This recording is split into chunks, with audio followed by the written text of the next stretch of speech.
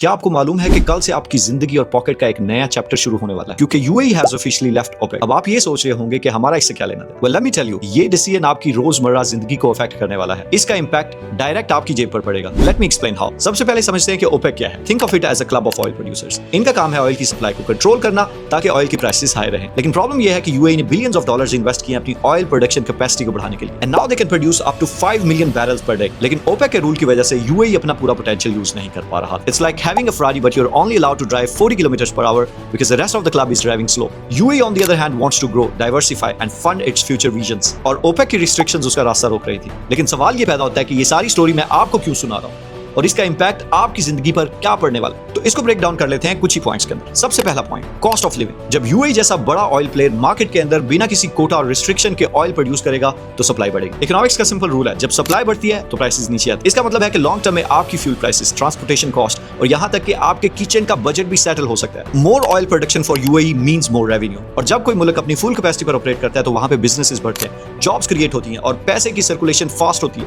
और इसका फायदा उस आम आदमी को होता है जो उस मुल्क के अंदर काम कर रहा होता है। थर्डली, ये डिसीजन इंटरनेशनल ऑयल मार्केट के अंदर स्टेबिलिटी लेके आएगा। ओपेक के डिसीजंस हमेशा सडन होते हैं जिसकी वजह से मार्केट के अंदर शॉक्स पैदा होते हैं और इन शॉक्स की वजह से प्राइसेस ऊपर नीचे होती हैं जिसकी वजह से आपकी जिंदगी पर असर होता है। लेकिन अब यूएई के पास ऑप्शन होगी कि वो मार्केट को स्टेबल रखे। स्टेबल मार्केट का मतलब ये है कि आपकी सेविंग्स और आपका फ्यूचर मजीद सिक्योर होगा और ऑयल प्राइसेस में शॉक्स कम होंगे। इन शॉर्ट, ये ऑयल प्राइसेस की बात नहीं, ये फाइनेंशियल फ्रीडम की बात है। एक आम आदमी के लिए यूएई का ये फैसला महंगाई के खिलाफ एक उम्मीद है। आपको क्या लगता है, यूएई के इस फैसले से एक आम आदमी की मुश्किलात कम होंगी या नहीं, या प्राइसेस वैसे ही रहेंगी? कमेंट्स में अपनी राय जरूर दें।